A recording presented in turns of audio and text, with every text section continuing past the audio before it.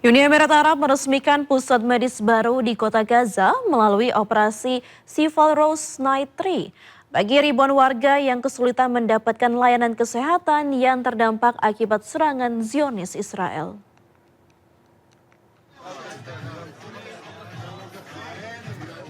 Di tengah kehancuran akibat perang yang masih berlangsung, operasi Civil Rose Night 3 meresmikan pusat medis Emirates di kota Gaza. Fasilitas kesehatan ini dibangun untuk melayani warga Gaza Utara, salah satu wilayah yang mengalami dampak paling berat sejak pecahnya konflik antara Israel dan Hamas. Sejumlah ruang pelayanan telah dilengkapi peralatan medis modern, perlengkapan kesehatan, serta apotek dengan stok obat-obatan yang memadai.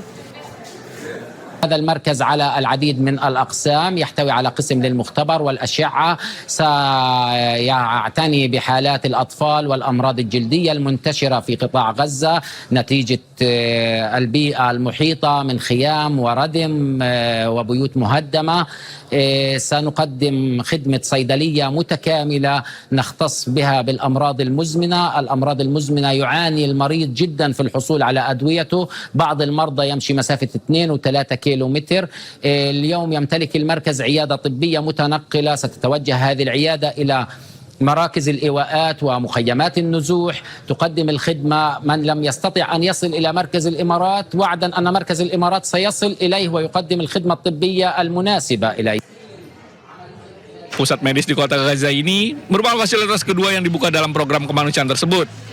Setelah sebelumnya, pusat serupa diresmikan di Khan Yunis, Gaza Selatan. Pihak pengelola berharap kehadiran fasilitas baru ini dapat memperkuat sistem layanan kesehatan di Gaza dan membantu meringankan penderitaan warga yang telah berbulan-bulan hidup di tengah konflik dan krisis kemanusiaan. Tim Mercy melakukan tinjauan langsung kondisi rumah sakit Jabal Amel, Lebanon Selatan yang hancur akibat serangan Israel. Selain itu, tim Mercy juga membantu menyediakan kebutuhan mendesak bagi para pasien.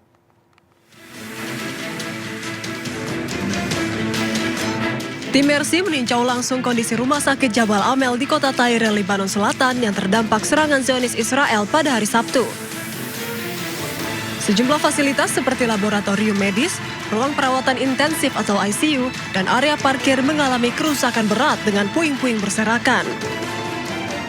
Jadi bangunan ini adalah tempat praktek dokter-dokter atau supply juga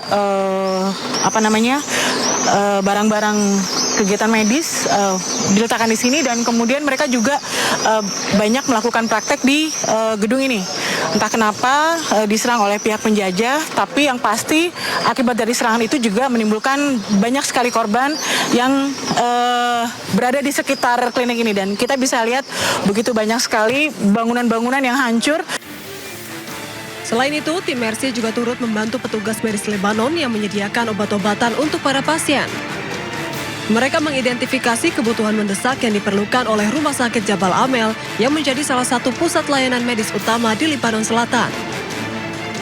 Serangan militer Israel dilaporkan menewaskan 4 orang dan melukai 127 orang, dengan sebagian besar korban luka merupakan tenaga medis rumah sakit. Ya, Perdana Menteri Pakistan Shehbaz Sharif menegaskan memorandum antara Iran dan Amerika Serikat tidak termasuk rudal balistik. Sharif juga meminta negara-negara untuk tidak menerapkan standar ganda. Pernyataan ini disampaikan Perdana Menteri Pakistan Shehbaz Sharif usai bertemu dengan Presiden Iran Masoud Pezeshkian di Islamabad. Di depan media, Sharif menegaskan tidak ada larangan bagi Iran untuk memiliki rudal balistik. Sharif juga meminta semua pihak untuk mengizinkan setiap negara untuk melindungi kedaulatan. Pernyataan ini sekaligus membantah klaim Wakil Presiden Amerika Serikat J.D. Vance yang menyebut Iran tak boleh mengembangkan rudal balistik. They cannot be double standards, two standards, that some countries can have ballistic missiles and Iran shouldn't have. This is simply, you cannot digest this kind of duplicity. So I think I wanted to make it very clear, Excellency, that the MOU, which has been signed by me as a mediator, does not mention about ballistic missiles at all. Iran rutin uji coba dan demonstrasi kemampuan rudalnya sebagai bagian dari strategi pertahanan militer mereka. Presiden Iran mengatakan tak ada kompromi mengenai pengembangan rudal milik mereka.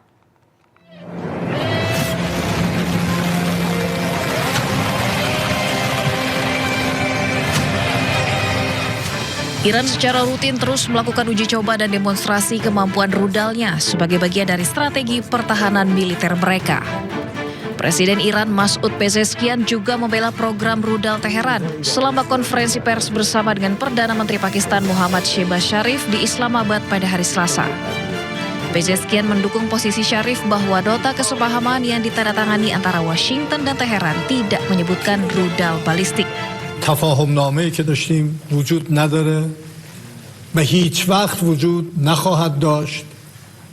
اگر ما موشکامون که برای دفاع از خودمون بود نبود، اسرائیل ایران رو و آمریکا ایران رو مثل غزه شخم می‌زدن و به پیر و جوان رحم نمی‌کردن. اینا از حقوق بشر دم می‌زنن. دروغ بزرگی است. و اگر ما نمیتونستیم از خودمون دفاع کنیم، قطعاً کشور ما رو اینا رحم نمی کردن و قدرت ما رو نابود می کردن. در نتیجه هیچ وقت هیچگاه در مقابل توان دفاعی خودمون با هیچ کس گفتگو نخواهیم کرد. Sebelumnya, Perdana Menteri Pakistan Muhammad Shehbaz Sharif dalam konferensi pers bersama dengan Presiden Iran Masoud Pezeshkian di Islamabad pada hari Selasa mengatakan bahwa nota kesepahaman yang ditandatangani antara Washington dan Teheran tidak memuat referensi apapun tentang rudal balistik.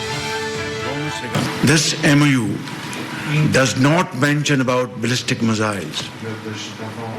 It was never on the table. It was never on the agenda.